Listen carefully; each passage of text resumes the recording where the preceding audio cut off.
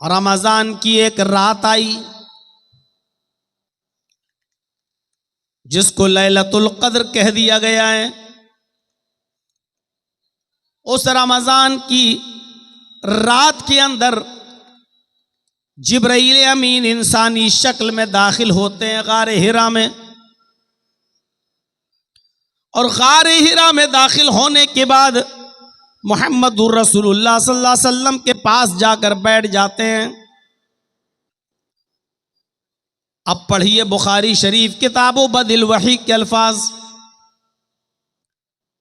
नबी अकरम के पास बैठ गए। अल्लाह के नबी को मालूम नहीं कि ये जिब्रील है, ये फरिश्ता है, और ना इससे पहले कभी किसी फरिश्ते से आपकी मुलाकात हुई।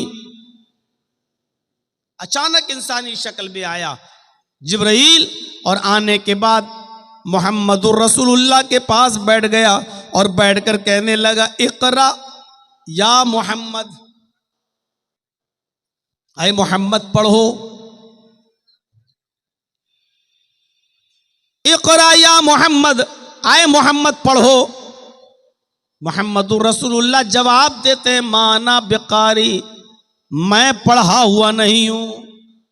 भाई जर्जीस को अगर किसी ने पढ़ाया ना हो और मैं अनपढ़ हूं और आप मुझसे कहें कि पढ़ो, या ऐसे कोई किताब ले और कहें कि पढ़ो, तो हम क्या कहेंगे?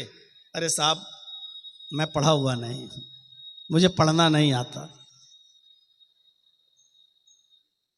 तो मुहम्मदुर रसूलुल्लाह ने वही जवाब दिया जिब्राइल से, तो मुझसे कह रहे हो पढ़ो, माना बिकारी, मैं पढ़ा हुआ नहीं हूं। हजरत जिब्राइल मुस्कुराए और मुहम्मदुर रसूलुल्लाह को, मोहम्मद इब्ने अब्दुल्लाह को पकड़ा और अपने सीने से लगाया और जोर से दबाया, ऐसे पकड़ के जोर से दबाया। फरिश्ते की ताकत। अल्लाह के नबी फरमाते हैं, जब जिब्रील ने मुझे अपने सीने से दबोचा और कस के जब दबाया, प्रेस किया मुझे, लक़द खशीतु अला नफ्सी, मुझे ऐसा महसूस हुआ कि कहीं मेरी जान न निकल जाए, कहीं मेरी जान न चली जाए। इतनी तेज दबाया और छोड़ दिया, और छोड़ने के बाद कहा फिर वही सवाल, इक़रा या मोहम्मद, आए मोहम्मद पढ़ो। अल्लाह के नबी फरमाते हैं, माना बिकारी, तुम मुझसे फिर पढ़ने के लिए कह रहे हो, मैं पढ़ना नहीं जानता, मैं पढ़ा हुआ नहीं हूं। जिब्रील ने दोबारा पकड़ा, सीने से लगाया और जोर से प्रेस किया, जोर से दबाया, और दबाने के बाद फिर छोड़ दिया। अल्लाह के नबी फरमाते हैं, दोबारा जब दबाया तब भी मुझे ऐसा लगा कहीं मेरी जान न चली जाए। फिर छोड़ दिया, छोड़ने के बाद फिर वही सवाल किया, इक़रा या मोहम्मद, आए मोहम्मद पढ़ो। अल्लाह के नबी कहते हैं, ओ बार बार मुझसे पढ़ने के लिए कहने वाले, क्यों मुझको बार बार पढ़ने के लिए कह रहे हो? मैं पढ़ा हुआ नहीं हूं। जब मैं पैदा हुआ तो मैंने अपने बाप का चेहरा नहीं देखा। जब मैं दुनिया में आया, मैं अपनी माँ के पेट से बाहर आया तो मैंने बाप का चेहरा नहीं देखा। मेरे बाप मेरे पैदा होने से 2 महीने पहले ही इंतकाल कर गए, और जब मैं 6 साल का हुआ तो मेरी माँ भी मुझे छोड़ के चली गई। जब मेरी उम्र 6 साल की हुई तो मेरी माँ भी मुझे छोड़ के चली गई। 6 साल की उम्र में मैं दुर्रे यतीम हो गया, बाप भी चला गया, माँ भी चली गई। बाप तो पैदा होने से पहले ही चला गया, और 6 साल की उम्र में मुझे मेरी माँ ने भी छोड़ दिया। जब मैं 8 साल का हुआ तो मेरी परवरिश करने वाला मेरा दादा अब्दुल मुत्तलिब भी मुझे इस दुनिया में छोड़ के चला गया। न मुझे मेरा बाप मिला जो मुझे पढ़ा सके, न मेरी माँ ने मुझे पढ़ाया, न मेरे दादा ने मुझे पढ़ाया। माना बिकारी, मैं पढ़ा हुआ नहीं हूँ। तुम मुझसे बार बार कहते हो पढ़ो, मैं पढ़ना नहीं जानता। बाज़ रिवायतों में आता है, आए पढ़ने के लिए बार बार कहने वाले तुम ही बताओ माजा अकराओ कि मैं क्या पढ़ूं, माजा कराओ मैं क्या पढ़ूं। तुम मुझसे बार बार पढ़ने के लिए कहते हो तो तुम ही बताओ मैं क्या पढ़ूं। मुझे पढ़ाने वाला न बाप था, न माँ थी, न दादा था, न चाचा, मुझे किसी ने नहीं पढ़ाया और तुम बार बार कहते हो पढ़ो और मैं कहता हूँ मैं पढ़ना नहीं जानता तो तुम मुझे दबाते हो और छोड़ देते हो। तो तुम ही बताओ कि मैं क्या पढ़ूं। जिब्रील ने तीसरी बार दबाया और दबाने के बाद छोड़ दिया और छोड़ कर कहा इक़रा बिस्मि रब्बिकल लज़ी खलक़ खलक़ल इंसान मिन अलक़ इक़रा व रब्बुकल अकरमुल लज़ी अल्लम बिल कलम अल्लमल इंसान मा लम यअलम। ऐ मोहम्मद सल्लल्लाहु अलैहि वसल्लम पढ़ो उस रब के नाम से जिसने पैदा किया। स्टेटस देखिए, लेवल देखिए, पढ़ाई का मायार देखिए, तालीम का मायार देखिए। आज सिलेबस के नाम पर कैसी कैसी चीजें। बच्चा आपका छोटा सा, उसको इतना सिलेबस दे दिया गया कि बेचारा उठा के चल नहीं पा रहा, बस्ता पीछे लाद दी गई, किताबें दबा जा रहा है। हम लोगों के भी बच्चे पढ़ते हैं स्कूलों में, सिलेबस देखकर, कोर्स देखकर आज ताज्जुब होता है कि इतनी किताबें, इतनी कॉपियां। बच्चे के मायार से को भी देखो जरा, तालीम देखिए सबसे पहले।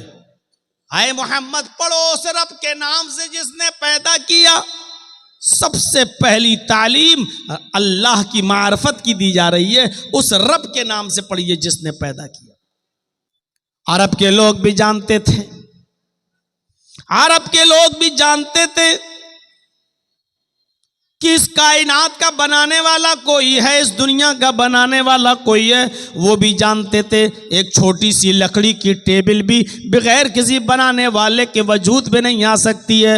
वो भी जानते थे कि हम खजूर के पत्तों की जिस चटाई पर बैठते हैं वो चटाई भी अपने आप वजूद में नहीं आ सकती है, उस चटाई को भी कोई बनाने वाला है। वो जानते थे कि कपड़ा सिलने की सुई भी बगैर बनाने वाले के नहीं बन सकती है, और मैच बॉक्स, एक माचिस की डिब्बी भी बगैर किसी बनाने वाले के नहीं बन सकती है। जब एक छोटी सी छोटी चीजें बगैर बनाने वाले के नहीं बन सकती तो इतनी बड़ी जमीन, इतना बड़ा आसमान, इतना बड़ा सूरज और इतने बड़े सितारे और सैयारे और कहकशाएं, ये बगैर बनाने वाले के कैसे वजूद में आ सकती हैं। मौजूदा साइंस कहती है, आज की मौजूदा साइंस कहती है ये सूरज जिसको हम देखते हैं अपनी आंखों से, ये इतना बड़ा है, इतना बड़ा है कि जिस दुनिया में हम रहते हैं, हम मंजली गांव की बात नहीं कर रहे हैं, हम पूर्णिया शहर की बात भी नहीं कर रहे हैं, हम बिहार स्टेट की बात भी नहीं कर रहे हैं,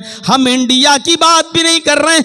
जिस दुनिया में हम और आप रहते हैं, जिस दुनिया में सांस लेते हैं, अगर इस मौजूदा दुनिया को सूरज में फेंक दिया जाए, सूरज के अंदर डाल दिया जाए, तो आज की मौजूदा साइंस कहती है कि सूरज इतना बड़ा है, इतना बड़ा है, ये दुनिया सूरज के अंदर ऐसे गिरी हुई नजर आएगी जैसे बहुत बड़े फुटबॉल की फील्ड में, फुटबॉल के ग्राउंड में फुटबॉल दिखाई देती है।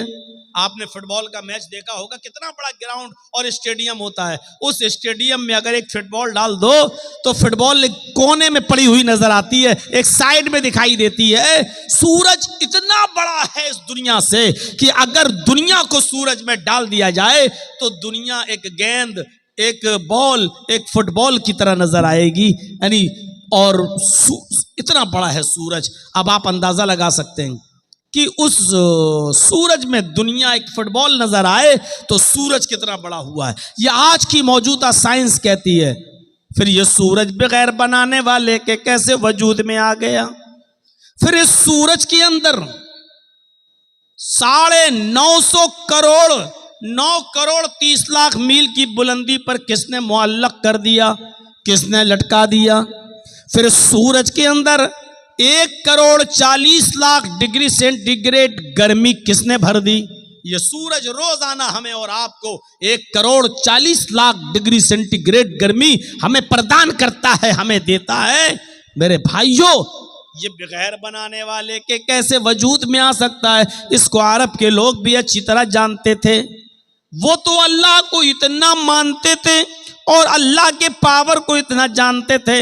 हाँ, एक कमी भी उनके अंदर थी, जो जिहालत कह लो, वो कमी ये थी कि वो डायरेक्ट अल्लाह से नहीं मांगते थे, लेकिन देने वाला अल्लाह ही को जानते थे। कुरान पढ़िए, बार बार कुरान देखिए। मेरे ये तलबा जो हिफ्ज़ की डिग्री लेकर और सर पे दस्तारे फजीलत बांधकर जो फारिग हुए हैं, पूछिए मेरे भाइयों, कुरान इनको इन्होंने सीखा है, दुनिया की सबसे अजीम किताब को इन्होंने अपने सीने में महफूज किया है।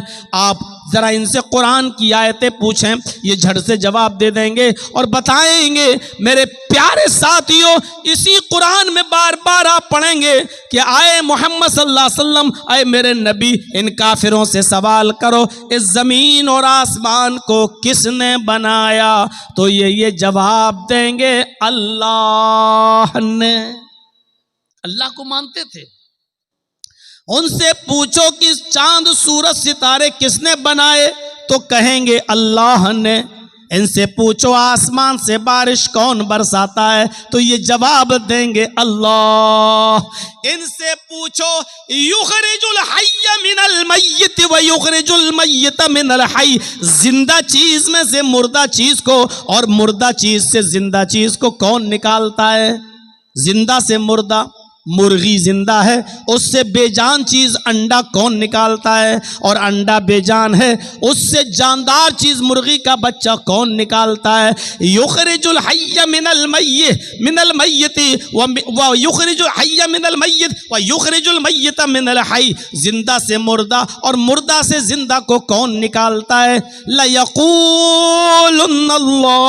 तो ये यही जवाब देंगे अल्लाह। हमारा और आपका ईमान अल्लाह के बारे में इतना कहाँ है जितना काफिरों का, अरब के काफिरों का था। हाँ, वो सब कुछ मानते थे कि अल्लाह करता है, ताकतवर है, पावरफुल है, लेकिन कहते थे कि अल्लाह डायरेक्ट हमारी नहीं सुनता है, अल्लाह इन बुजुर्गों के जरिए हमारी दुआएं सुनता है, अल्लाह इन बुजुर्गों के जरिए हमारी दुआएं सुनता है। तब अल्लाह ने समझाने के लिए मिसालें दी कि तुम कहते हो अल्लाह को सुनने के लिए बुजुर्गों का सहारा चाहिए, वसीला चाहिए। अरे ये तो तुम जैसे कमजोर लोगों को जरूरत पड़ सकती है, अल्लाह को उसकी जरूरत क्या है? जर्जी साहब की जबान इतनी हाई फाई नहीं है, कमजोर है, इसलिए वो अपनी आवाज इतनी जोर से 15,000 20,000 के मजमे तक नहीं पहुंचा सकते हैं। तब जर्जीस साहब को माइक की जरूरत है। आपके कान बहुत कमजोर हैं, इतनी दूर से मेरी आवाज बगैर माइक के नहीं सुन सकते, इसलिए आपको भी माइक और हॉर्न की जरूरत है। अरे आप कमजोर, सुनाने वाला कमजोर, सुनने वाला भी कमजोर, तब सहारे की जरूरत पड़ती है। लेकिन अल्लाह को पुकारो, तुम सब कमजोर हो मेरे बंदो, तुम्हारी आवाज मुझ तक नहीं आ सकती है, तुम बहुत कमजोर हो, लेकिन मैं सुनने वाला हूं, मैं कमजोर नहीं हूं, मैं तुम्हारी आवाज को आसमान की बुलंदियों से भी सुन लेता हूं। ओह लोगो सुनो, ये पहला आसमान इतनी बुलंदी पर है जिसका अंदाजा हम और आप नहीं लगा सकते हैं। इस आसमान के नीचे 3 कहकशाएं हैं, एक करीबी कहकशां, एक दरमियान में मीडियम बीच में कहकशां और एक सबसे दूर वाली कहकशां। ये मान ही नहीं सकते ये लोग। यही सब कहलवाना था ना, यही सब डिस्टर्ब कराना है आप लोगों को। मैं इसीलिए यूट्यूब चैनल वालों को बंद करा दिया था मैंने।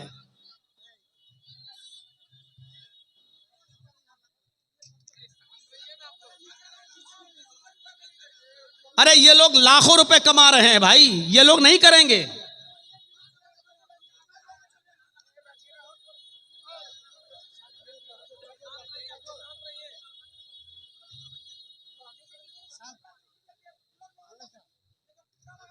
डिस्टर्ब करते हैं यार।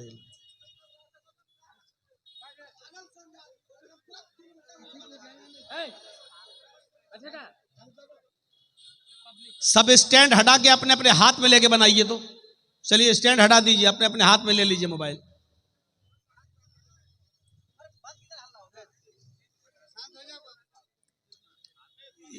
ये सब काम पहले से होना चाहिए था यार। आप सबका बन जाने दिया मेरे नाम पर, फिर आप लोग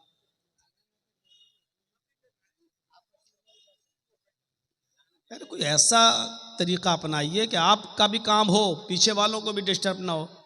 कुतुब मीनार की तरह ऊंचा खड़ा कर दिया, दूसरों को दिक्कत हो रही है।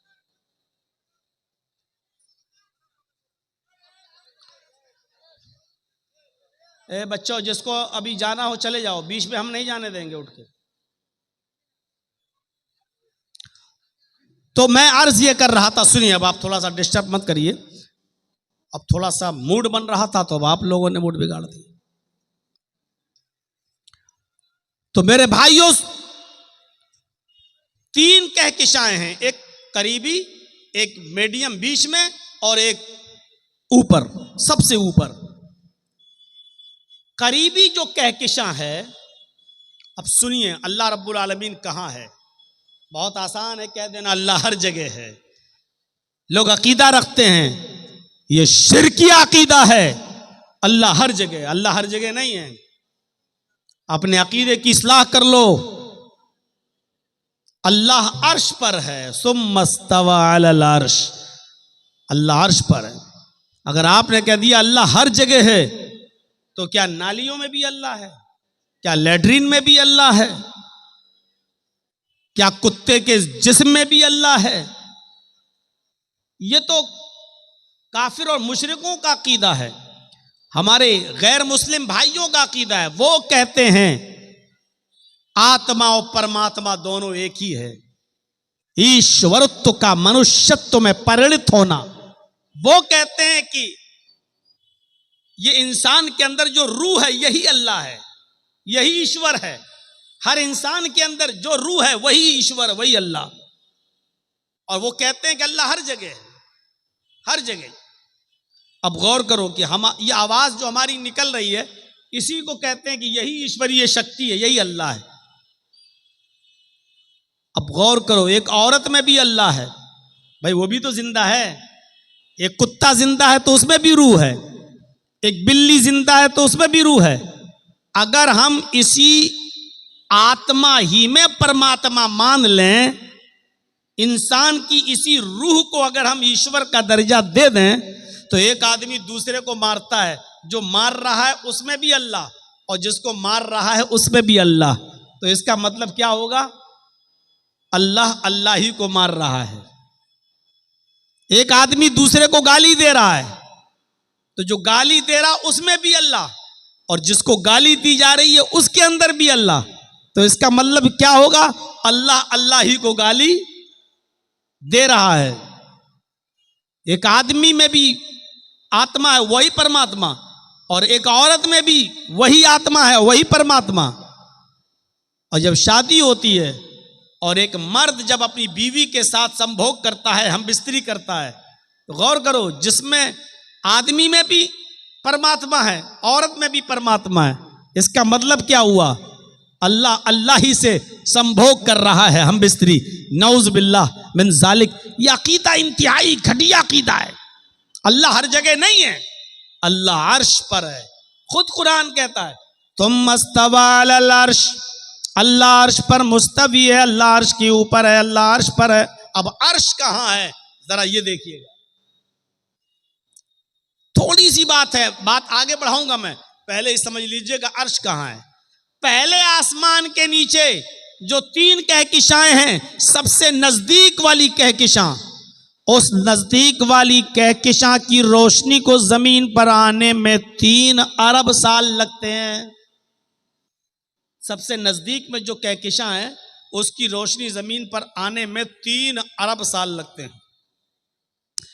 मीडियम बीच में जो कहकशा है, उस कहकशा की रोशनी को जमीन पर आने में 10 अरब साल लगते हैं। 10 अरब साल। जबकि रोशनी की रफ्तार कितनी है, जहन में बिठाइएगा। मैं किसी को भी खड़ा करके पूछ सकता हूं मैंने क्या बताया है, याद रखिएगा। जिसकी गर्दन झुकी होगी उसी को पहले खड़ा करूंगा कि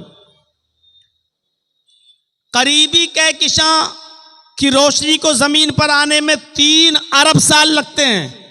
मीडियम बीच में जो कहकशां है, उस कहकशां की रोशनी को जमीन पर आने में 10 अरब साल लगते हैं। और रोशनी की रफ्तार कितनी है, यानी कितनी तेज स्पीड से वो रोशनी चल रही है, तब उसको 10 अरब साल लगते हैं। एक सेकंड में 3 लाख मील।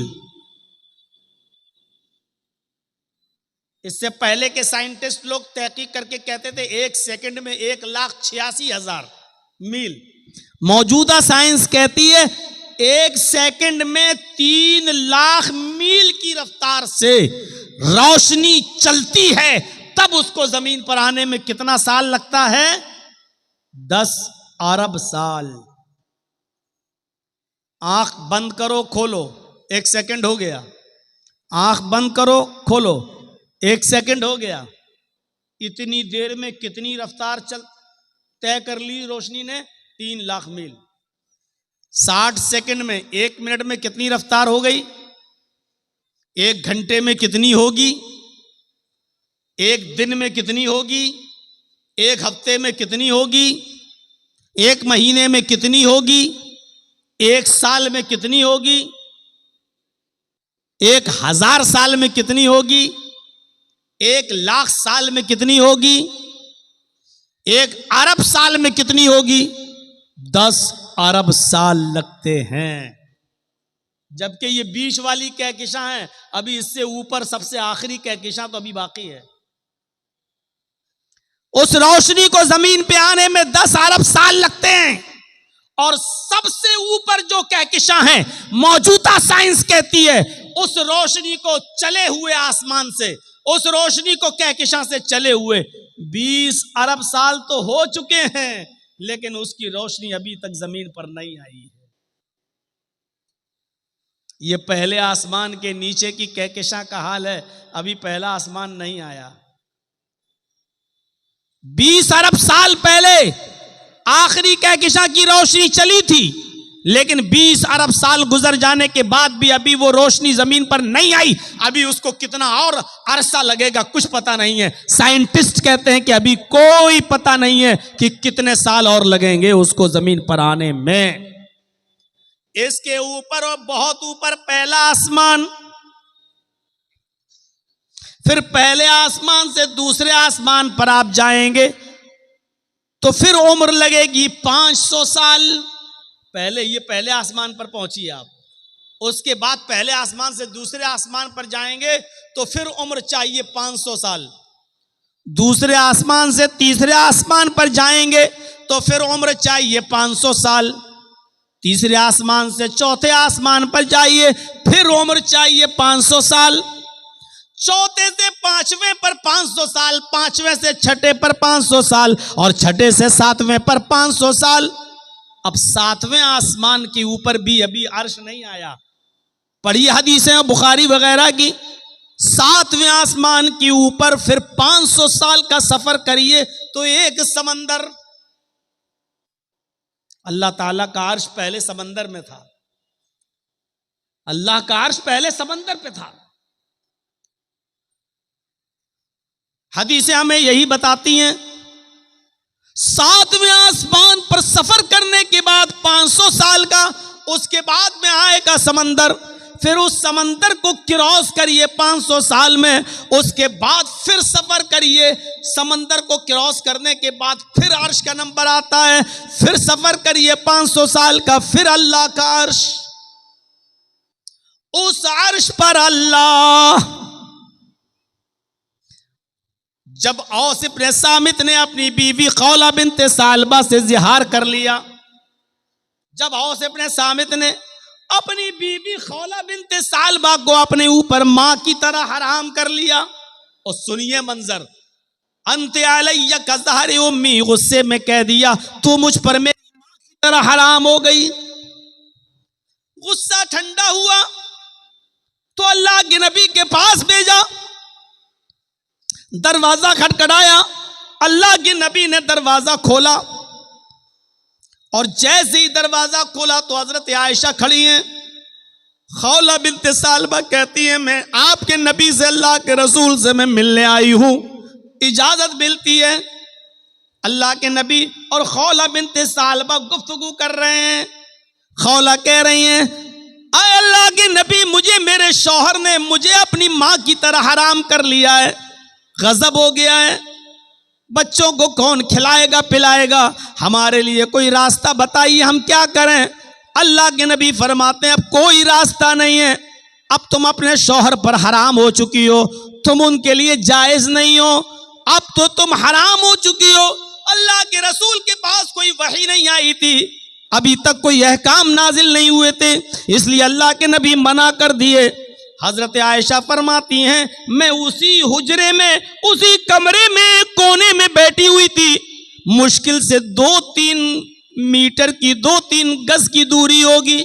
2-3 गज कितना हुआ, जैसे ये मोबाइल स्टैंड लगा हुआ वहां, और यहां हजरत आयशा कहती मैं बैठी हुई थी, वहां अल्लाह के नबी और खौला बिनते सालबा बातें कर रही हैं। वो दोनों इतनी आहिस्ता बातें कर रहे हैं, वो दोनों इतनी आहिस्ता गुफ्तगू कर रहे हैं कि लम अस्मा कलामहुमा, कि उन दोनों की गुफ्तगू को मैं सुन नहीं पा रही थी, उन दोनों की आवाज मुझे सुनाई नहीं दे रही थी, मुझे पता नहीं कि वो दोनों क्या बोल रहे हैं, क्या बातें कर रहे हैं, खौला क्या शिकायत कर रही हैं और अल्लाह के नबी क्या जवाब दे रहे हैं। फरमाती हैं कि उन दोनों की गुफ्तगू को मैं सुन नहीं पा रही थी।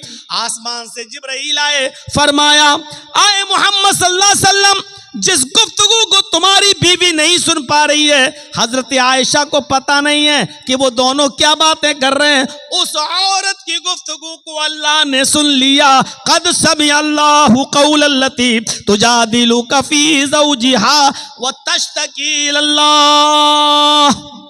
आए मोहम्मद सल्लल्लाहु अलैहि वसल्लम, अल्लाह ने उस औरत की फरियाद को सुन लिया, अल्लाह ने उस औरत की दुआ को सुन लिया जो आपसे अपने शौहर के बारे में बात कर रही थी और बहस कर रही थी, तकरार कर रही थी और आपसे कह रही थी कोई रास्ता निकालो। आपकी बीवी आयशा तो सुन नहीं पा रही हैं, उसी कमरे में है लेकिन सुन नहीं पा रही हैं।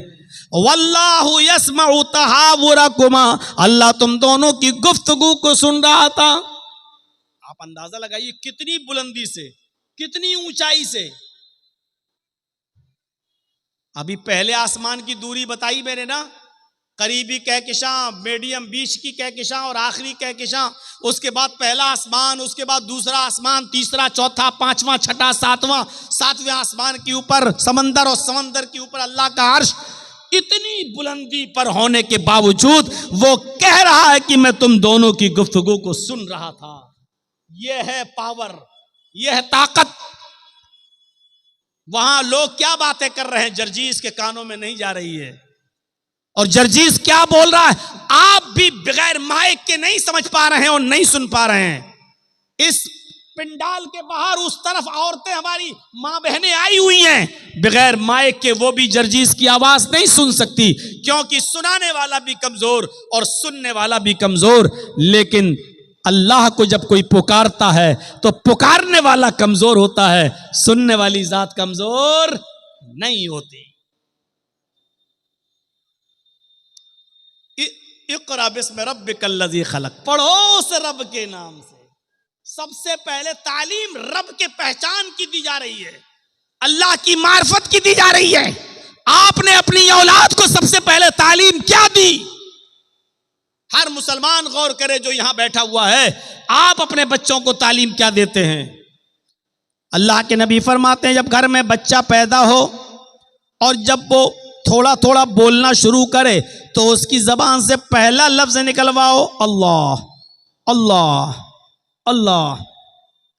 जब वो थोड़ा सा और बड़ा हो और बोलने लगे तो उसकी जबान से सबसे पहले जुमला अदा करवाओ, ला इलाहा इल्लल्लाह, ला इलाहा इल्लल्लाह, ला इलाहा इल्लल्लाह। फिर फरमाया जब वो 7 साल का हो जाए तो उसको नमाज पढ़ने का हुक्म दो, नमाज की तरफ ले जाओ, उसकी आदत डलवाओ नमाज पढ़ने की। 7 साल का जब हो जाए तो उसको नमाज के लिए लेके जाओ अपने साथ, कभी पढ़ेगा कभी छोड़ेगा।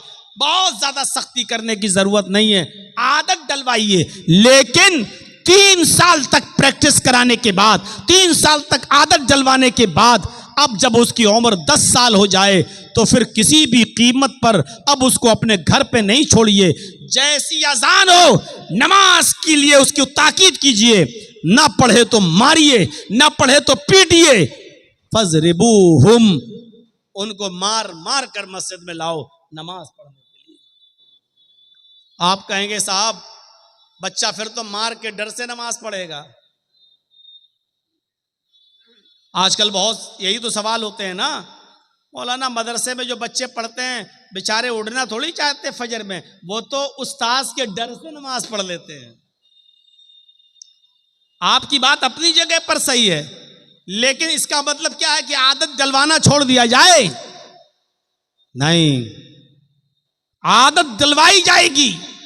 7 साल से लेकर 10 साल तक प्रैक्टिस कराओ और 10 साल के बाद भी नमाज न पढ़े तो मारो और मार मार के उसको मस्जिद की तरफ लाओ। हमने और आपने अपनी औलाद को तालीम दी तो मैं ये नहीं कह रहा हूं कि अंग्रेजी तालीम मत दीजिए। आज जरूरत है अंग्रेजी तालीम की भी, आज जरूरत है आपके बच्चों को फिजिक्स की भी, आज जरूरत है केमिस्ट्री की भी, आज जरूरत है बायो की भी, आज जरूरत है इन तमाम चीजों की। और कुरान और हदीस में कहीं मना नहीं है, अल्लाह के रसूल ने कहीं नहीं कहा कि अपनी औलाद को कुरान न पढ़ाओ, कहीं नहीं कहा कि अपनी औलाद को कुरान, ये नहीं कहा कि दुनिया की तालीम न दो। बहुत से मौलवी स्टेज पे आएंगे और कहेंगे दुनिया छोड़ो, दुनिया छोड़ो, दुनिया छोड़ो, दुनिया से दूर हो जाओ, दुनिया से बेरगबती इख्तियार करो, दुनिया के खिलाफ तकरीर करेंगे। लेकिन कुरान कहता है कि बगैर दुनिया के तुम रह नहीं सकते हो, बल्कि दुनिया में रहो तो दुनिया भी मांगो और आखिरत भी मांगो। और दुआ सिखलाई अल्लाह ताला ने कि तुम ये दुआ मांगो, रब्बना आतिना फिद दुनिया हसनतन व फिल आखिरति हसनतन व क़िना अज़ाबन्नार। दुनिया भी मांगो और आखिरत भी मांगो। इससे साफ पता चलता है कि आपको अपनी औलाद को मदरसे में भी पढ़ाना है और दुनियावी तालीम भी देना है। सिर्फ उसको मस्जिद का इमाम बनाकर मत छोड़ो। मदरसे से निकला, पढ़ के निकला, बेचारा स्टेशन पर गया, उसको अपने गांव का टिकट निकालना है, दूसरे से कह रहा है मेरा फार्म भर दीजिए। उस बेचारा दूसरा आदमी उसका फार्म भर के समझ रहा है लड़का जाहिल है, फार्म नहीं भर पाता है, जाहिल है। 8 साल मदरसे में, 10 साल मदरसे में पढ़ने के बाद भी हमारे मदरसे के बच्चों को रिजर्वेशन फार्म भरना ना आए और दुनिया वालों की नजरों में वो जाहिल कहलाएं, तो ये भी, ऐसा भी नहीं होना चाहिए। आज मदरसों को इतना स्ट्रांग करिए मेरे भाइयों कि वहां कंप्यूटर की भी तालीम हो। जरजीत साहब का एक दौर था जब आपके इलाके में और यहां जब आते थे तो अटैची भर के किताबें लाया करते थे। उठती नहीं थी अटैची, 5, 6, 10 किताबें भर के चलते थे, मुताला करते थे। कभी इस किताब को देख के तैयारी करना है, कभी उस किताब को। और आज ये ज़माना आ चुका है कि किताबें जरजीत साहब की अलमारी में रखी हुई हैं और मोबाइल में वो सारी किताबें डाउनलोड हैं। डाउनलोड, सिर्फ हमारे इस मोबाइल में 20,000 किताबें मौजूद हैं, पूरी एक लाइब्रेरी है। अब इतनी भारी अटैची लेके चलने की ज़रूरत नहीं। खोला अपना सॉफ्टवेयर और जो किताब पढ़ना है, जो पेज देखना है, सिर्फ एक लफ्ज़ लिखना है। जैसे देखना है अल्हम्दुलिल्लाह रब्बिल आलमीन, ये आयत कुरान में कहाँ है, बस अलहम्द टाइप करके क्लिक कीजिए, पूरी आयत आ गई अल्हम्दुलिल्लाह रब्बिल आलमीन। और अलहम्द का लफ्ज़ पूरे कुरान में कितनी जगहों पर आया, पूरी की पूरी एक लिस्ट आ गई। आज ज़माना ये है और आज मौजूदा दौर में आपको अपने मदरसों को इस तरह स्ट्रांग बनाना है और मजबूत बनाना है कि आपके बच्चे दीन की तालीम भी हासिल करें और किसी यूनिवर्सिटी में जाएं तो उनको चैलेंज दे सकें और उनके चैलेंजों को सुनकर उनको जवाब भी दे सकें। मेरे भाइयों, मुझे वो दौर याद है और आज भी वो दौर को मैं सोचता हूं तो फख्र करता हूं, जब एक बार दिल्ली के जामिया मिल्लिया में हमारा फंक्शन था और मुझे मेहमान खुसूसी के तौर पर बुलाया गया था दिल्ली की जामिया मिल्लिया में, और वहां के स्टूडेंट से जब मेरा खिताब था तो जानते हो लास्ट में उधर टाइम दिया गया था मुझे, तो एक लड़की आई थी जामिया मिल्लिया की, कम्युनिस्ट ख्याल की थी, शायद वो किसी मजहब को नहीं मानती थी। वो आकर स्पीच में कहती है कि इस्लाम 1400 साल का पुराना हो चुका है, इस्लाम को भी मौजूदा हालात के तहत बदलना चाहिए, कुछ चेंजिंग आनी चाहिए। हर चीज जब पुरानी हो जाती है तो उसको रिजेक्ट कर दिया जाता है और उसकी जगह पर नई चीज लाई जाती है। उसने मिसाल दी कि जब मकान पुराना हो जाता है तो उसको गिराकर नया मकान बनाया जाता है। जब टेबल पुरानी हो जाती है तो उसकी जगह पर नई टेबल आती है। किताबें फट जाती हैं तो नई किताबें ली जाती हैं। माइक पुराना हो जाता है तो नया माइक लाया जाता है। हर पुरानी चीज को हटा दिया जाता है और नई चीज को लाया जाता है। लिहाजा इस्लाम भी 1400 साल का पुराना हो चुका है। इस्लाम के यह हकाम कि चोर के हाथ काटो, जानी को पत्थरों से मार मार के संसार कर दो, बलात्कारी को, ये 1400 साल पुरानी बातें हैं जो पुरानी हो चुकी हैं। अब इस्लाम को भी चेंज होना चाहिए, इस्लाम को भी बदलना चाहिए। और उसने दौरान तकरीर यह भी कह दिया था कि जर्जी साहब चीफ गेस्ट की हैसियत से आए हैं, मैं इनसे गुजारिश करूंगी कि ये लोगों को बताएं और मॉडर्न माहौल के हिसाब से इस्लाम को पेश करने की कोशिश करें।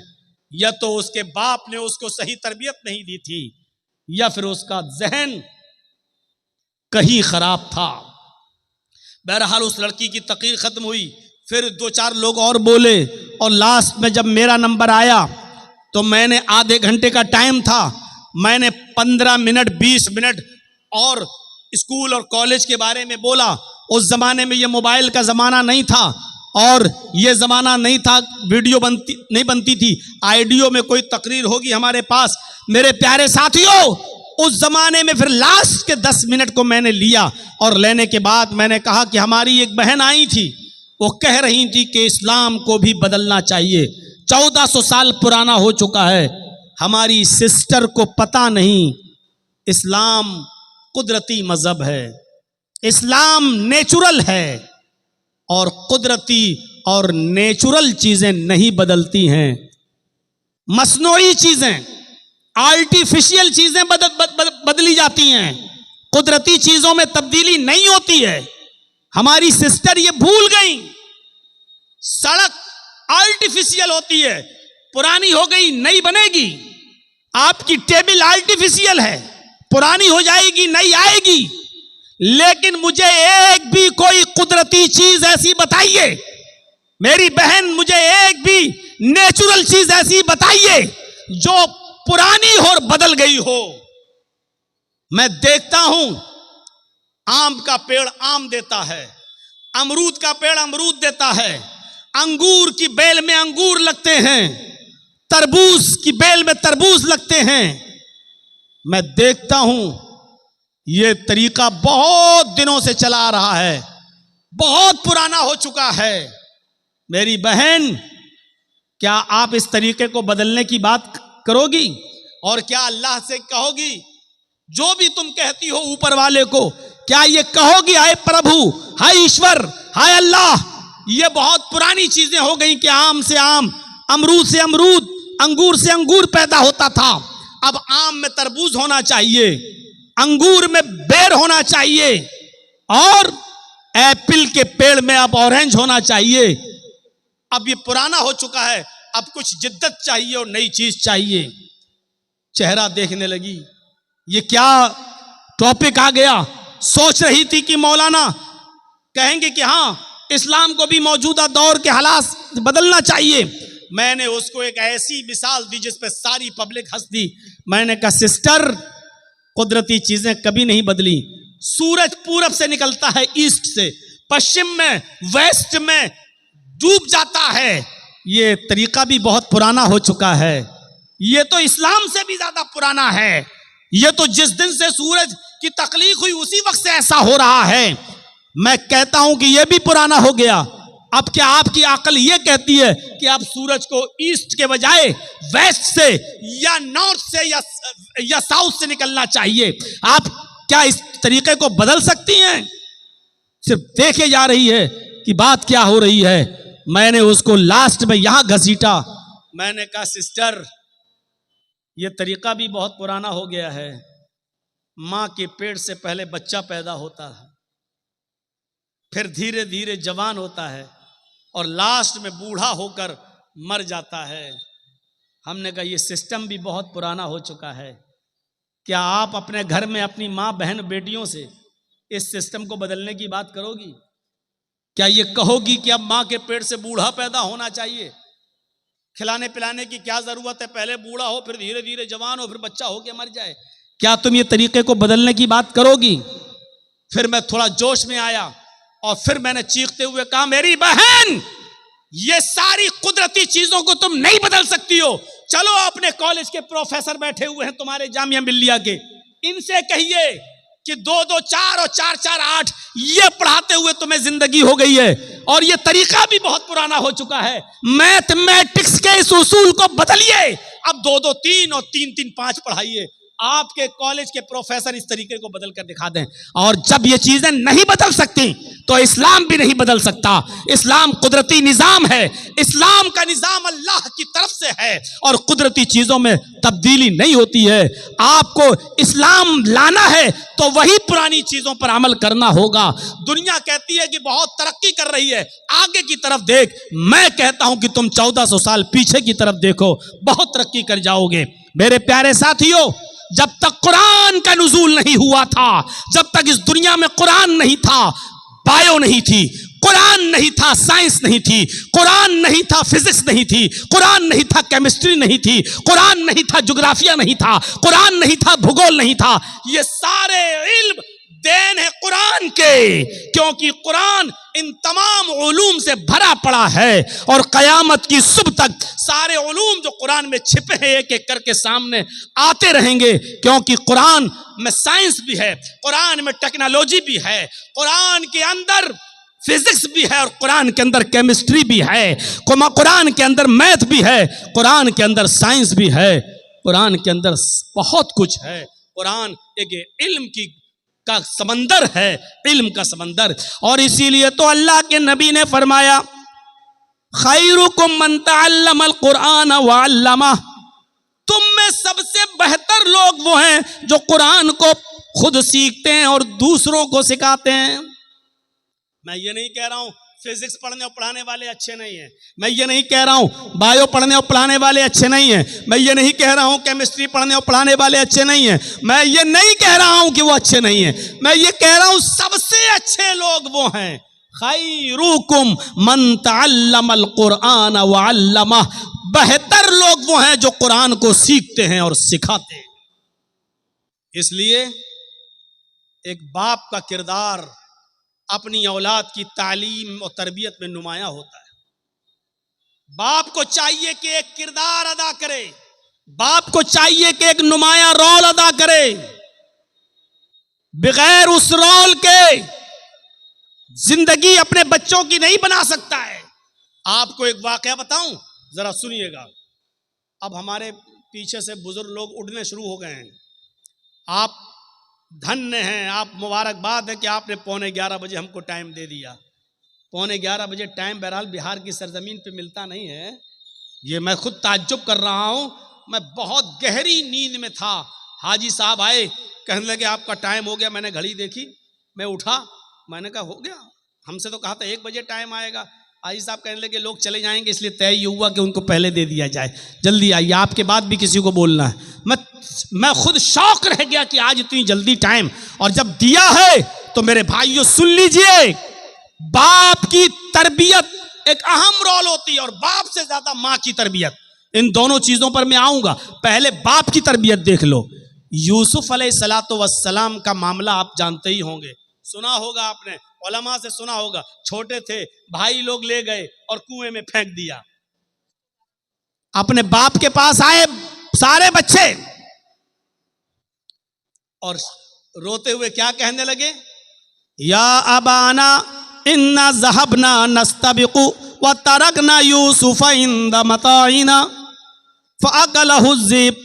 आए मेरे अब्बू जान, हम यूसुफ को अपने साथ ले गए, अपने सामान के पास यूसुफ को बिठा दिया और कहा कि तुम इस सामान की देखरेख करना। हम लोग खेल कूद में लग गए और यूसुफ को भेड़िया खा गया। शॉर्ट कर देता हूं इस वाक़े को, लंबा वाक़या है। यूसुफ अलैहिस्सलातु वस्सलाम कुएं में फेंक दिए गए। एक काफिला आया, पानी निकालना चाहता था, झांक के देखा तो लड़का यूसुफ अपने काफिले वालों से कहा, या बुशरा हाजा गुलाम, आए काफिले वालों खुशखबरी हो, हमें तो बच्चा मिल गया। उठाया जल्दी से उस बच्चे को, कहने लगे जल्दी इसको ले चलो, मिस्र के बाजार में बेचो। जो चीज फ्री में मिल जाती है उसको जल्दी से आदमी हटाना चाहता है, ताकि कोई असल मालिक ना आ जाए, हमें कुछ ना मिले। आप लोग तो जानते ही होंगे ना, चोरी का मोबाइल 20,000 का 4,000 में भी बिक जाए तो जल्दी जाए, जो मिल रहा वो तो आ जाए। और इस मामले में हमने कलिया चक्का इलाका देखा है, 20-20 हजार के मोबाइल 2-2 हजार रुपए में भी जल्दी से। तो चोरी का माल आदमी जल्दी से निकालने की कोशिश करता है।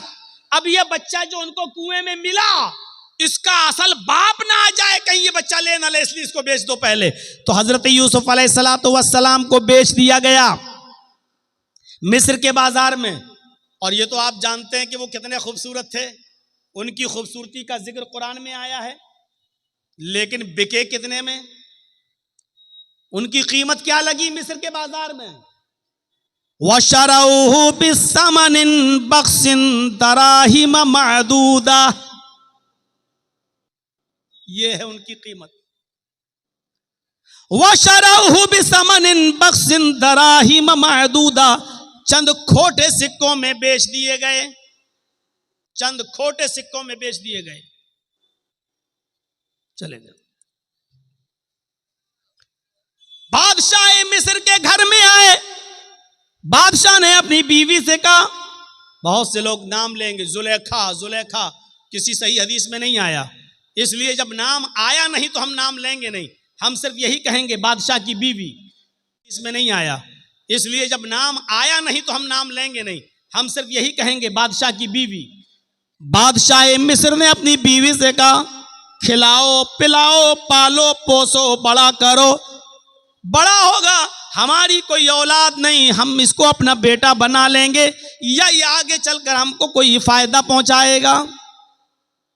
देख रेख होती रही, खिलाती रही, पालती रही, पोसती रही, बड़ा हो, यूसुफ बड़े हो गए, जवान हो गए, बालिग हो गए। अब एक और इम्तिहान, इधर बालिग हुए, उधर बादशाह की बीवी का ही दिल आ गया यूसुफ पर। नबी बनने से पहले इम्तिहान देखिए, बादशाह मिस्र की बीवी का दिल आ गया, यूसुफ को वरगलाने लगी, बहकाने लगी, अपनी तरफ माइल करने लगी। यूसुफ बचते रहे, बचते रहे, बचते रहे, बहाना करते रहे, बचते रहे। धीरे धीरे चर्चा हो गया औरतों में, मिस्र की औरतों में चर्चा हो गया। और चर्चा क्या हुआ, देखो बादशाह की बीवी गुलाम को दिल दे बैठी, बादशाह की बीवी ने गुलाम को दिल दे दिया।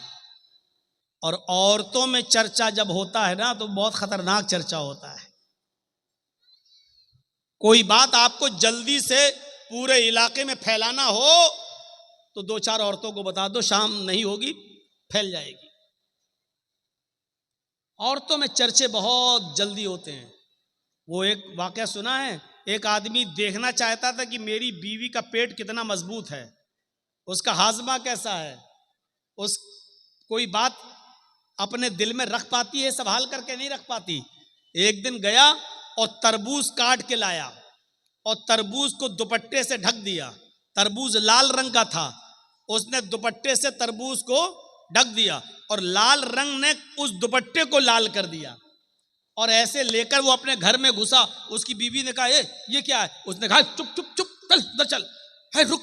वो गया और अलमारी में उसने तरबूज रख दिया, कटा हुआ तरबूज। बीवी ने कहा, दे क्या है उसमें, दिखाओ मुझे क्या है, क्या लेके आए हो? उसने कहा, देखो तुम मेरी बीवी हो, तुम्हें हम सही सही बता देते हैं, बीवी से कोई बात छुपानी नहीं चाहिए। एक आदमी से लड़ाई हो गई थी मेरी, मैंने उसकी गर्दन काट दी, मैंने उसका सर कलम कर दिया। और दिन में हम उसके गर्दन को फेंक नहीं सकते, कहीं पुलिस पकड़ लेगी, इसलिए रात जब हो जाएगी तब हम नदी में फेंकने जाएंगे उसका सर।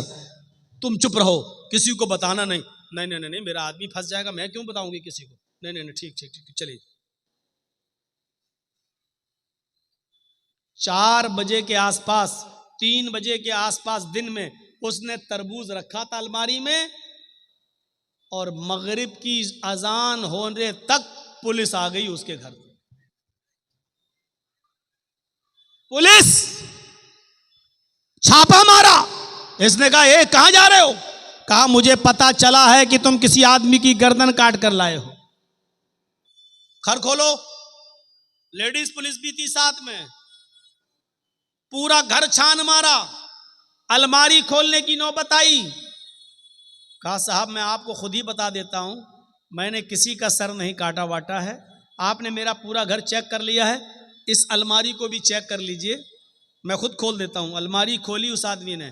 कहा, साहब सर नहीं काटा है, ये तरबूज के मैंने 2 टुकड़े कर दिए थे, तरबूज को मैंने दुपट्टे में लपेट लिया था और इस तरबूज को मैंने लाकर यहां रख दिया। तरबूज लाल था इसलिए दुपट्टा लाल हो गया। बीवी को मैंने सिर्फ ये कहा कि मैं एक आदमी का सर काट के लाया। ये देखना चाहता था कि बीवी पर कितना भरोसा किया जाए, ये औरतें पेट की कितनी मजबूत होती हैं, ये देखना चाहता था। सर देख लिया। आज के बाद यकीन आ गया कि कोई बात भी बीवी तक को बताने के लायक नहीं।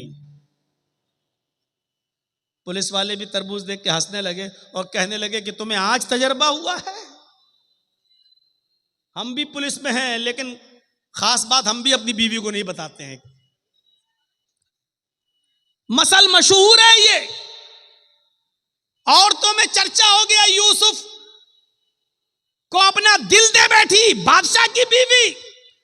अब उसकी जब बदनामी होने लगी चारों तरफ, तो उसने कहा, अच्छा औरतों की चालें बड़ी खतरनाक होती हैं, जानते हो ना? और ना जानते हो तो मैं आपको बताऊं, मेरी मां बहनें नाराज हो रही होंगी, ये मौलवी क्या कह रहा है, गुस्सा मत होइए। कुरान ने खुद कहा है, इन्ना कैदा कुन्ना अजीम, इन औरतों की चालें बहुत खतरनाक होती हैं। औरतों की चाल, सिर्फ खड़े होकर अगर 2 आंसू बहा दे तो आप दीवाने हो जाएंगे। ओह कितना जुल्म हुआ है बेचारी पर, देखो बेचारी कैसे रो रही है। अरे इसके आंसुओं ही में तो सारे जुल्म छिपे हुए हैं। कितनी जल्दी आदमी, 4 तरफ आदमी और खड़ा हो, वो औरत रो दे बीच में, तो चारों को हमदर्दी आ जाएगी। बहन रोते नहीं है, अरे नहीं नहीं नहीं, सब उससे हमदर्दी करने लगेंगे। कुरान की आयत पर एतबार करिए, इन्ना कैदा कुन्ना अज़ीम, इन औरतों की चालें बड़ी खतरनाक होती हैं। अब बादशाह मिस्र की बीवी ने चाल चली, सारी औरतों की दावत दे दी, सारी औरतों को बिठा दिया, एक एक फल सबको सामने फल रख दिए, एक एक छुरी दे दी और कहा, जाओ फल खाओ। सारी औरतें काट काट के फल खाने लगी। इधर यूसुफ से कहा, यूसुफ इनके सामने से गुजर जाओ। यूसुफ अलैहिस्सलाम उन औरतों के सामने से गुजरे। उन औरतों ने जैसे ही देखा यूसुफ अलैहिस्सलाम के हुस्न को, उनकी खूबसूरती को, इधर देखा उधर फल के बजाय हाथों पर उंगलियां, छुरियां चला दी। उंगली कट रही है और वो देखती चली जा रही हैं। उंगली कट रही है लेकिन देख रही हैं, तकलीफ नहीं हो रही है। कभी कभी आप बहुत तेज एक्सीडेंट कर जाएं और आपका सर किसी दीवार से बहुत तेज टकरा जाए तो उस वक्त आपको तकलीफ नहीं होगी। 15 मिनट के बाद, 20 मिनट के बाद, आधे घंटे के बाद आपको दर्द की तकलीफ होगी। ऐसे ही ये औरतें यूसुफ के हुस्न को देखकर शस्त्र रह गईं। हाथों की उंगलियां कट कट के जमीन पर गिर रही हैं, लेकिन इन औरतों को तकलीफ नहीं हो रही है। और उंगली कटी नहीं थी, ऐसे छुरी चल गई हो ना, थोड़ी सी कट गई नहीं, कत्ताना आइदिया हुन्ना। अरबी जबान में कत्ता यक्ताओ के माना काटना और कत्ता युकत्तो तख्ती के माना होते टुकड़े टुकड़े करना। उन औरतों ने अपनी उंगलियां काटी नहीं थी, बल्कि कट कट के गिरने लगी, टुकड़े टुकड़े होने लगी। अल्फाज की ज्यादती माना की ज्यादती पर दलालत करती है। उन औरतों की उंगलियां कई जगह से कटी और चीख कर कहने लगी, मा हाजा बशरा, मा हाजा बशर, ये कोई इंसान है ही नहीं। आए बादशाह मिस्र की बीवी, तू किसको दिखा रही है, ये तो इंसान लगता ही नहीं है।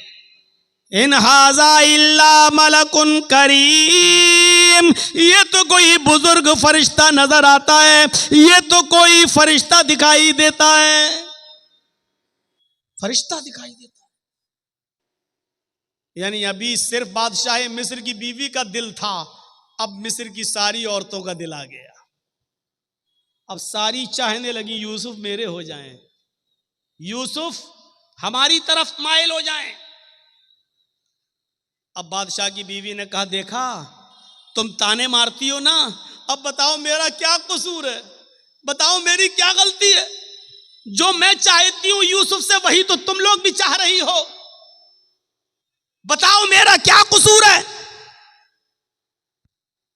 और वही धमकी दी बादशाह की बीवी ने। जरा धमकी सुनिए।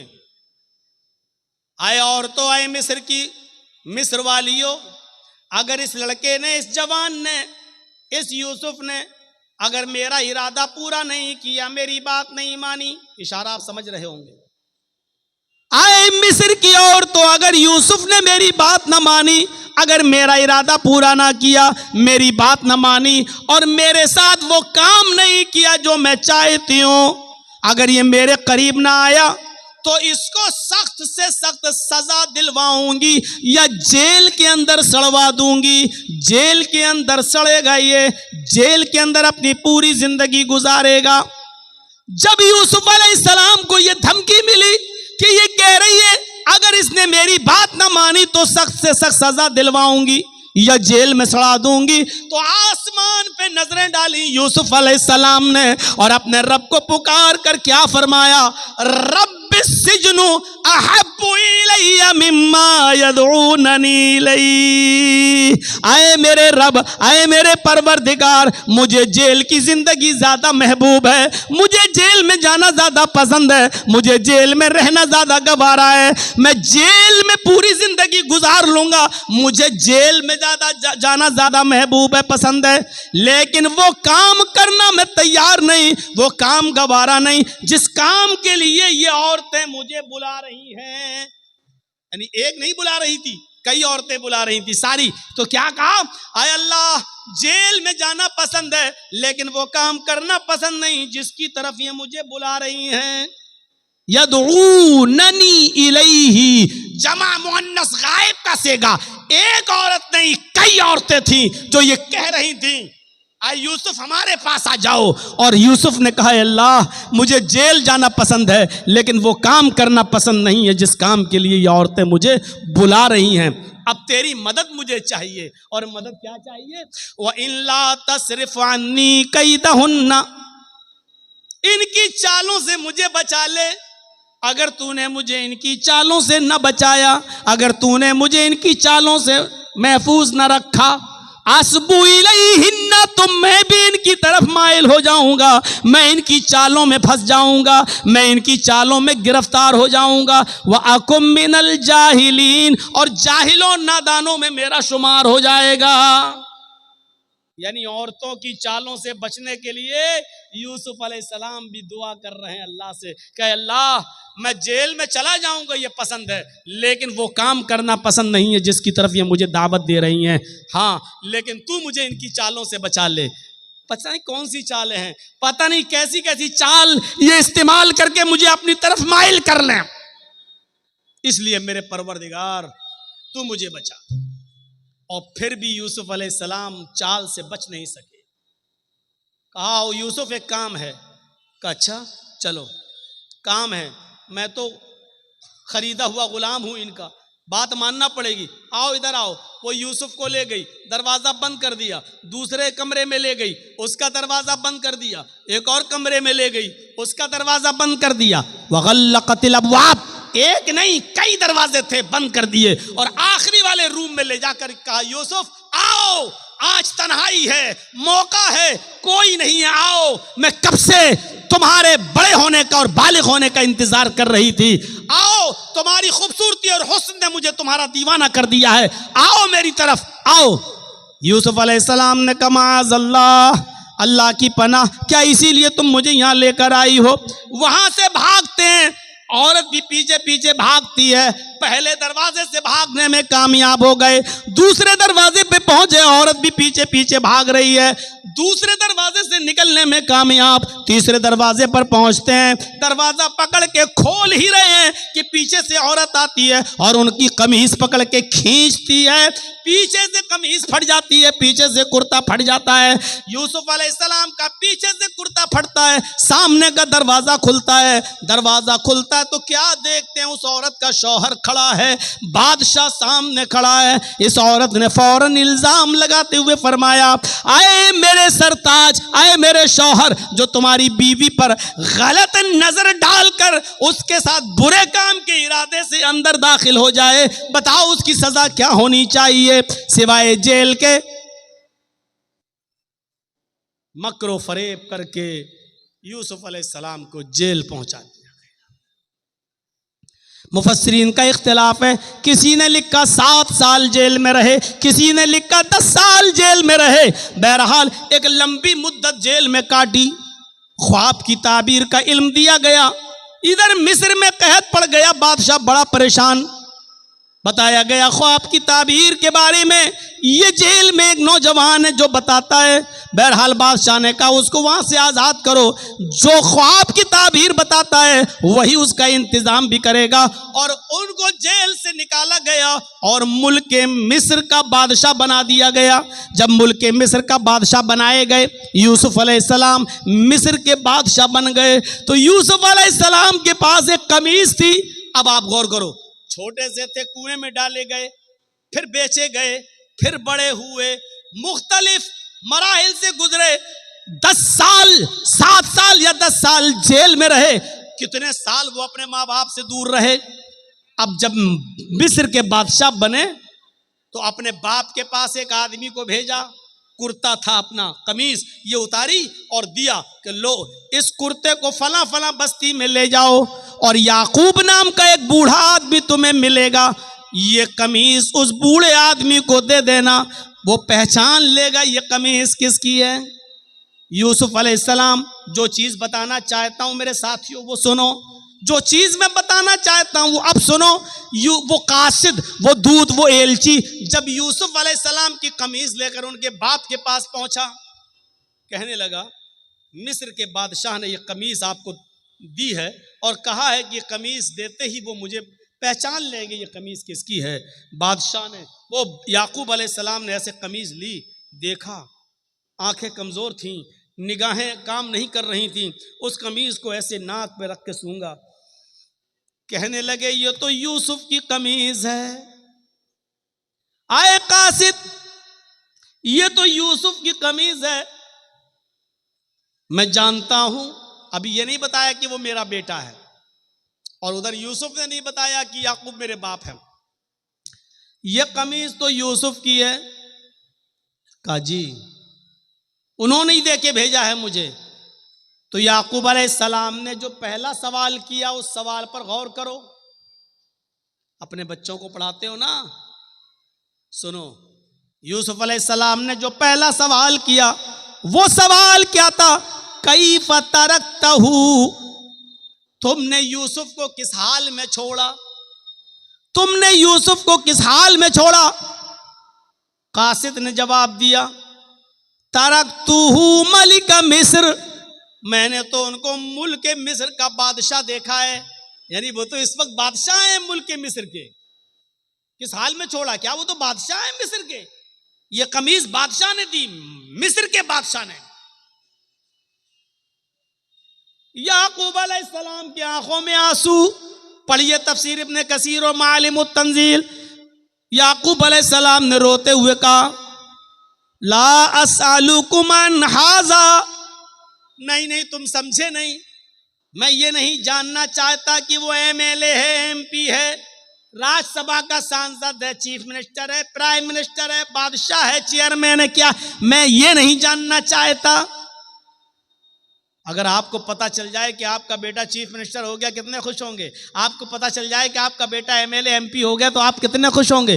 यूसुफ अलैहिस्सलाम के बारे में जब उनके बाप याकूब को पता चला कि मेरा बेटा मुल्क मिस्र का बादशाह बन गया तो खुश नहीं हुए, क्या कहते हैं, ला सालुकुम अन हाज़ा, मेरा बेटा क्या बन गया मैं ये नहीं जानना चाहता। अरे वो क्या बन गया मुझे ये नहीं मालूम, मैं ये जानना चाहता हूं। असअलुकुम अन अय्यदीन तरक्तहु, मैं ये जानना चाहता हूं कि तुमने उस आदमी को किस दीन पर देखा है, किस दीन पर छोड़ा है, यानी उसका दीन क्या है, उसका मजहब क्या है। याकूब अलैहिस्सलाम को इतने दिनों के बाद भी फिक्र हुई तो ये हुई कि मेरे बेटे यूसुफ का दीन क्या है, उसका मजहब क्या, उसकी तरबियत अच्छी हुई कि नहीं हुई, वो अच्छे माहौल में पला कि नहीं पला, नाकारा तो नहीं हो गया। याकूब अलैहिस्सलाम ने पूछा, सालुकुम अन अय्यदीन इन तरक्ता, तुमने उसको किस दीन पे छोड़ा। तो कासिद ने जवाब दिया, अच्छा दीन के बारे में जानना चाहते हो क्या? हाँ। कहा, काल यशहदु अल्ला इलाहा इल्लल्लाह, मैं उसका दीन नहीं जानता, बस इतना जानता हूं कि वो लोगों से ये कहता है कि अल्लाह के अलावा कोई माबूद नहीं, वो लोगों से ये कहता है कि एक अल्लाह की इबादत करो, अल्लाह के अलावा तुम्हारा कोई माबूद नहीं, उसी की इबादत करो, उसी को सजदा करो, उसी से मांगो। याकूब अलैहिस्सलाम कहते हैं, अल्हम्दुलिल्लाह, मैं अपने बेटे की तरबियत से खुश हूँ कि इस हाल में और बादशाह बनने के बाद भी, मुख्तलिफ मराहिल से गुजरने के बाद भी वो अपने रब को नहीं भूला, वो अपने अल्लाह को नहीं भूला। तो कुरान की तालीम अल्लाह की मारफत इंसान को बताती है। ये होना चाहिए एक बाप की जिम्मेदारी। आपका बेटा एमएलए, आपका बेटा एमपी, आपका बेटा चेयरमैन, आपका बेटा प्रमुख, आपका बेटा सभासद, आपका बेटा सब कुछ, लेकिन ये बताओ कि आपके बेटे की तालीम क्या है, आपके बेटे का मजहब क्या है, आपके बेटे की दावत क्या है, उसका दीन क्या है। क्या वो यशहदु अल्ला इलाहा इल्लल्लाह पढ़ता या नहीं पढ़ता, एक अल्लाह की इबादत करता या नहीं करता, ये चीज जरूरी है। और जब आदमी ये जान ले कि एक अल्लाह है, उसी की इबादत की जाएगी, तो फिर वो अल्लाह के अलावा किसी को राज़िक नहीं समझता, अल्लाह के अलावा किसी को सजदा नहीं करता, फिर अल्लाह के अलावा वो किसी से डरता नहीं, क्योंकि उसने अल्लाह को अपना माबूद मान लिया है। आज के इस दौर में जगह जगह पर बुराइयों का जाल बिछा हुआ हो, जगह जगह पर बुराइयों ने अपने पैर फैला लिए हों, जरा बताइए, आप निकल के देख लीजिए अभी इसी जलसे में, और थोड़ा सा बाहर निकलकर जाके नुमाइश देख लीजिए, मेला देख लीजिए, झूले देख लीजिए, इसी में एक तरफ दीन के नाम पर जलसा और दूसरी तरफ मेला और ठेला, और देखिए कि उस बाजार में आपको मर्दों से ज्यादा औरतें सामान खरीदते हुए नजर आ जाएंगी, अपने बच्चों को झूला झुलाते हुए नजर आ जाएंगी, और मर्दों का औरतों का इख्तिलात ऐसी जगह पर होता है। जो इस्लाम हमें यह कहता है कि औरत जिसकी आवाज भी इतने पर्दे में होना चाहिए कि अगर इमाम मस्जिद में रुकू करना या सजदा करना भूल जाए, या एक रुकू के बजाय 2 रुकू कर ले, और किसी मर्द को पता ना हो, पीछे कोई टोकने वाला ना हो, सुभान अल्लाह और अल्हम्दुलिल्लाह कहने वाला ना हो, और औरत को मालूम हो, औरतों की सफ़े लगी हो पीछे, पर्दे के पीछे, उनको मालूम हो कि इमाम भूल गया, तो उनको इतनी दूर से सुभान अल्लाह और अल्हम्दुलिल्लाह कहने की ज़रूरत नहीं, अल्लाहु अकबर कहने की ज़रूरत नहीं है, क्योंकि अगर वो बोलेंगी तो उनकी आवाज़ मर्द सुनेंगे, उनकी आवाज़ भी कहीं फितना ना बन जाए और नमाज पढ़ने वाले मर्दों के जहन में घुस न जाए कि बड़ी सुरीली बारीक आवाज़, बड़ी जादू वाली आवाज़ है, और कहीं फिर ऐसी सुरीली आवाज वाली का पीछा न करने लगे। इसलिए औरतों को हुक्म दिया कि वो तस्फीक करेंगी, यानी सुभान अल्लाह, अल्लाहु अकबर नहीं कहेंगी, बल्कि वो ताली बजाएंगी। ऐसे हैं या ऐसे, और इस आवाज को जब इमाम सुनेगा तो समझ जाएगा कि मैं भूल गया। गौर कर रहे हैं, सुभान अल्लाह कितना अच्छा जुमला है, अल्लाहु अकबर कितना प्यारा जुमला है। ज़मीन व आसमान नेकियों से भर जाते हैं, लेकिन औरतों को ये जुमला भी ज़ोर से बोलने की इजाज़त नहीं है। मस्जिद के अंदर भी, जब मस्जिद के अंदर भी बोलने की इजाज़त नहीं है, तो बाहर जलेबी वालों से जलेबी खरीदने के लिए 1 किलो दे दो, आधा किलो दे दो। ये तुम्हें परमिशन कहां से मिल गई? दुकानदार पे जाओ, दुकान पे शॉपिंग खरीदने के लिए और बहस करो, साहब तुम तो इतने का दे रहे हो, बगल वाला तो इतने का दे रहा है। बहस करो, ये कहां से तुम्हें परमिशन मिल गई? आज के सुरयानियत के दौर में कदम कदम पर मेरे भाइयों वो दौर याद करो कि अबू बकर सिद्दीक ने सिर्फ 1 खजूर खा लिया था बस, और जब उसके गुलाम ने कहा कि ये खजूर तो मैं कहानत गढ़ के लाया हूं, किसी को मैंने कह दिया था कि तुम्हारी बीवी को बेटा होगा, आज उसको बेटा हुआ है तो वो खुशी में हमको दे गया। अच्छा, ये तो अल्लाह को मालूम है बेटा है कि बेटी है, तुमने कैसे बता दिया? कहा वो तो मैंने धूल में लाठी मारी और उसके घर में बच्चा पैदा हो गया। अबू बकर सिद्दीक पानी पीते गए और हलक में उंगली डालते गए और कै करते गए, फिर उंगली डाली, फिर कै किया, और जब तक पूरा खजूर जो खा लिया था निकाल नहीं दिया तब तक सुकून नहीं मिला। और बाद में कहा हराम का 1 लुकमा अगर कोई खाता है, 1 लुकमा, तो अल्लाह ताला उसके दिल को सयाह कर देता है, सयाह काला कर देता है, और जब तक वो तौबा न कर ले अल्लाह उस नुक्ते को मिटाता नहीं है। तौबा कर लेता है तो नुक्ता मिटा देता है, और तौबा नहीं करता तो वो नुक्ता बढ़ते बढ़ते पूरे दिल को काला कर देता है। आज कदम कदम पर आप देख लीजिए, हमको एक वॉशिंग मशीन खरीदना है, वॉशिंग मशीन वाला कह रहा है साहब वॉशिंग मशीन 15,000 की है। आप ऐसा करते हो कि नहीं करते हो? साहब 15,000 रुपए तो नहीं है, 5,000 रुपए ले लो और बकिया किस्तें बांध लो। और किस्तें बांध दी गई, किस्तें बांध दी गई। अब वो भले ही 15,000 की जगह अब 16,000 दे रहे हैं, क्योंकि वो आपने एक लोन ले लिया है। अब आपको हर महीने 500 रुपया, 1,000 रुपया आपको देना पड़ रहा है। मेरे प्यारे साथियों, ये चीज शरीयत के अंदर जायज नहीं है, क्योंकि एक चीज ये होती है कि ये 4 व्हीलर है, गाड़ी है 4 व्हीलर, यहां गवर्नमेंट ने वो लगा दिया है, इनकम टैक्स से जुड़ा हुआ है मामला। ये गाड़ी 15 लाख रुपए की है, जर्जी साहब अगर डायरेक्ट 15 लाख कैश दे रहे हैं तो इनकम टैक्स को जवाब देना पड़ेगा। यहां लोन लेना जायज है, इनकम टैक्स से बचने के लिए यहां लोन लेना जायज है। 5 लाख रुपए देकर बकिया 10 लाख रुपए का लोन कर देना ताकि इनकम टैक्स से हम बच सकें, यहां लोन लेना जायज है। क्योंकि गवर्नमेंट की नजर में आप आ जा रहे हैं तो यह मजबूरी है यहां। लेकिन हमारे पास ये मोबाइल खरीदने का पैसा है, ये मोबाइल 15,000 का है, मेरे पास 15,000 रुपए हैं भी, लेकिन इसके बावजूद भी हम 5,000 देकर 1,000 रुपए महीना हम बाद में आपको देंगे, तो ये चीज जायज नहीं है। आज कदम कदम पर ऐसी बुराइयां हमें देखने को मिलती हैं।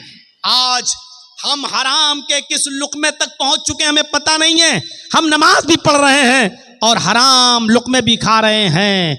हजरत आयशा फरमाती हैं, तुम्हारी कमर कमान की तरह झुकी क्यों ना जाए, दुआएं करते करते यानी तुम बूढ़े क्यों ना हो जाओ। जब तक तुम हलाल लुक़मा नहीं खाओगे और हराम लुक़मा नहीं छोड़ोगे, अल्लाह तुम्हारी दुआ को तुम्हारे सर से ऊपर नहीं ले जाएगा। क्रेडिट कार्ड अभी पूछो ना तो बड़े बड़े लोगों के पास क्रेडिट कार्ड मिलेगा। क्रेडिट कार्ड की हैसियत क्या है आपको मालूम है? क्रेडिट कार्ड, बैंक आपके बैलेंस को देखते हुए क्रेडिट देती है आपको। क्रेडिट कार्ड 1 लाख रुपए आपको उधार दे दिया गया, आपने ले लिया। एक लिमिट होती है, इस लिमिट में आपको वो बैंक में उतना पैसा देना है तब तो ठीक, और जैसी वो लिमिट निकली आपके ऊपर परसेंटेज लगना शुरू हो गया, आपको अब मजीद देना पड़ेगा। अब 1,05,000 देना है, 1,10,000, क्योंकि आपने लिमिट के अंदर आपने पैसा जमा नहीं किया। कोई बैंक आपको 1 लाख रुपया उधार क्यों देगी? आपको क्यों देगी 2 लाख? आपको क्यों देगी 1 लाख? वो जानती है कभी ना कभी तो आप ऐसा करेंगे कि वक्त पर नहीं दे पाएंगे, कभी मजबूरी होगी आपके साथ, और जहां मजबूरी में आपने एक किस्त भी जमा नहीं की वहीं से आपके ऊपर ब्याज लगना शुरू होगा। इसीलिए उलमा ने बिल इत्तिफाक फतवा दिया है कि क्रेडिट कार्ड बनवाना जायज नहीं है, और क्रेडिट कार्ड नाजायज। अब आप अंदाजा लगाइए। तो हमें ये ये मदरसों से ये चीजें मिलेंगी आपको, या गहरा मुताला कीजिए। आज हर जबान में किताबें छप चुकी हैं, हर जबान में किताबें आ चुकी हैं। आप इस्लाम का मुताला कीजिए, हलाल और हराम को देखिए। मेरे भाइयों, कदम कदम पर आपको हराम और हलाल की तमीज आज उड़ चुकी है, कदम कदम पर देखने को मिलेगा। तो बाप अपनी औलाद की अच्छी तरबियत करता है, माँ भी अपनी औलाद की अच्छी तरबियत करती है। तज़किरतुल हुफ़्फ़ाज़ में अल्लामा शम्सुद्दीन ज़हाबी ने नकल किया है कि एक औरत थी जिसके घर जब बच्चा पैदा हुआ, एक औरत थी जिसके घर में एक बच्चा पैदा हुआ। जब वो बच्चा पेशाब करता था तो उसकी माँ उसकी शर्मगाह पर पानी डाल दिया करती थी। बच्चे ने पेशाब किया, माँ ने पानी डाल दिया, बच्चे ने पेशाब किया, फिर माँ ने पानी डाल दिया। माँ पानी जरूर डाल दिया करती थी। आजकल हमारी माएँ क्या करती हैं, बच्चे की पैंट की चैन खोली, बेटा यहाँ खड़े होकर पेशाब कर ले, यहाँ खड़े होकर पेशाब कर ले। बेटा खड़े, 5 साल 6 साल का बच्चा खड़े होकर पेशाब, यहाँ बच्चा पेशाब करता, माँ पानी डाल देती। पहला दिन था उस बच्चे के चलने का, पहला दिन था बच्चे के चलने का। बच्चा जैसे ही पहला दिन खड़ा हुआ और उसको चलने लगा, उसको पेशाब लगा, बच्चे ने ऐसे ही पानी का बर्तन उठाया अपने कमजोर हाथों से और ऐसे लंगड़ाते हुए धीरे धीरे चाल से गया और दरवाजे के पास जाकर बैठ गया। माँ दूर से देख रही है कि देखे मेरा बेटा क्या करता है।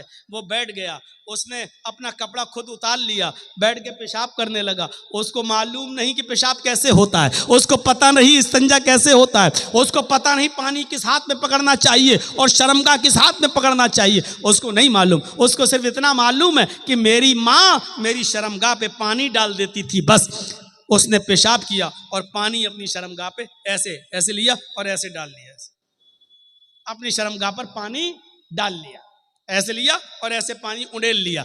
उसने धोया नहीं, वो जानता ही नहीं, बच्चा है छोटा, पहला दिन था चलने का। उसने पानी अपनी शर्मगाह पे डाला, माँ दूर से देख रही है, वही उसकी आंखों में आंसू आ जाते हैं और रोते हुए कहती है फुज़्तु बिरब्बिल काबा, काबे के रब की कसम में कामयाब हो गई, अल्लाह की कसम में कामयाब हो गई।